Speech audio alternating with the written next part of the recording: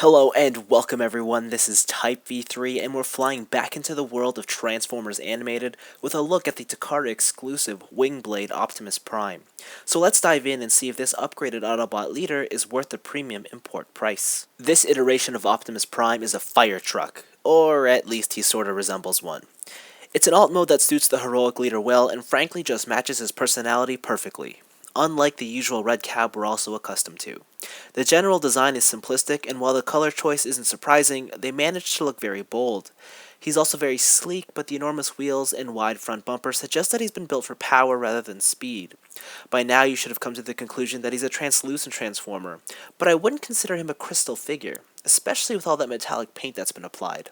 The fire hose on his trailer can rotate, and it's even got the ability to shoot water. It's not a huge amount, but the gimmick is still neat. The entire trailer can easily be removed if you prefer Optimus to have a more classic look, although something about this just doesn't quite look right to me. On the other hand, attaching the Wingblade accessories to the truck make him look ridiculous, in a completely awesome sort of way. I don't know, flying trucks just do it for me. Unfortunately, the only real downside to this combination is that you can't have both the Wingblade parts and his standard trailer attached at the same time. Not really a big deal though. As a Voyager Class Transformer, Optimus is a healthy size. Sure, you can say that a significant amount of his bulk is made up from his trailer, but he's still larger than what's currently accepted as the norm. Now, at the end of the day, this truck has a cool design, neat gimmicks, and can obviously roll well with those huge wheels, but I'm sure I've impressed no one yet. So let's ditch this ride and undo his disguise. Animated Optimus Prime's transformation shares many similarities with both the classics and original G1 toy. The legs and feet are formed from most of the rear of the truck, the front windows and grille become the chest and abdominals, the arms emerge from the side of the torso, and the head pops up from the top of the cab. There are some unique features though. The waist is unhooked by a spring-loaded gimmick, and the bumper neatly folds away behind the legs.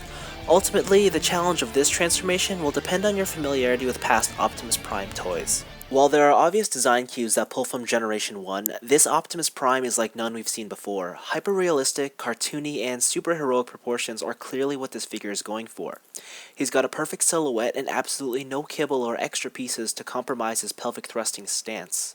The translucency of his plastic really comes to life in this mode as well, as he always appears to be emanating a slight glowing effect. Unfortunately, the yellow paint apps are a bit spotty, specifically on top of the blue sections.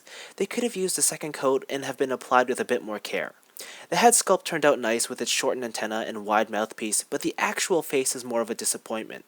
It's not that it looks bad, it just doesn't capture the look of the character from the show. His trailer transforms into an axe and water gun.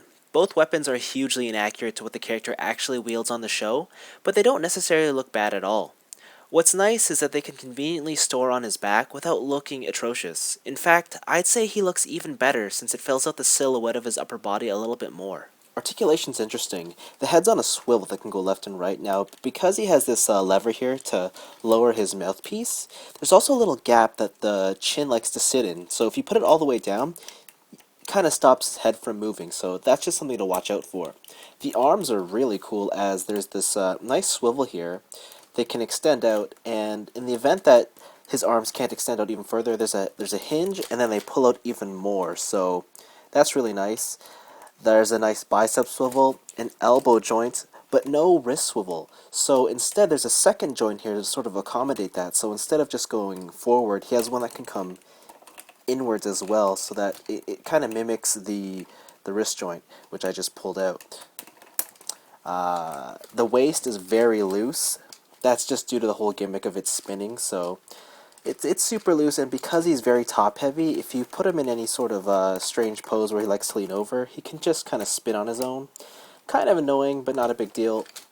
The hips are nice universal joints, but because of the way they've been designed, they can't really go forward that much, so, I mean, you can get really good extension from the side, but forwards, they kind of hit his upper hip here, so not that good.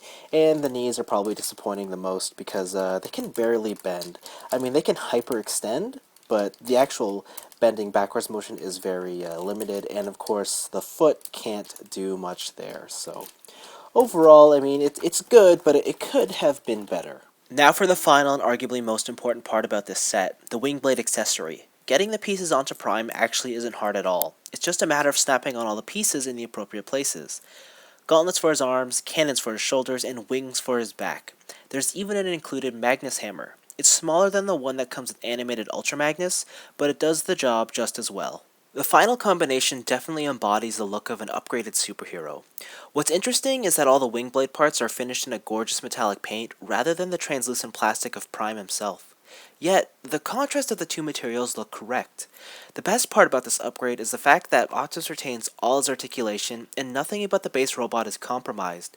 The only real issue is that his new hands can't wield his other weapons, nor can they be stored anywhere on the figure. But he does have firing missiles, and who doesn't love that? Wingblade Prime is an awesome release and a must-have for any Transformers animated fan. Is he the best bang for your buck? No, that award goes to Rodimus Minor, but I'd still argue that this is the best toy across the line. Both modes of the base figure look great and look even better with the Wingblade upgrade. His articulation does leave me wanting more, but I can't deny the fact that this toy's designer favored screen accuracy over anything else. However, by far the best thing about this figure is how the Wingblade set was implemented. Ever since the days of Power Master Optimus Prime, we've seen this character combined with other items to form some sort of super mode, but they all just turn him to a giant brick, stripping out most of the fun from the toy. This goes for something different, and while it may not appeal to everyone, I applaud the Transformers animated team for taking a chance. Obviously, there are those fans who simply will disregard this figure solely because of the character's art style, and that's a fine reason to have if you fall into this category. But if you're someone who favors Transformers with multiple gimmicks, a fun look, and their overall effectiveness as a toy, then you'd be hard-pressed to find anything better than animated Wingblade Optimus Prime. Also, as a collector who hates crystal Transformers, I absolutely love the implementation of the translucency of this figure. Anyways, this has been Type V3. Thanks for watching, and it's a real shame that Transformers Animated ended so early, because now we'll never get to see the Power Master upgrade for this memorable Autobot leader.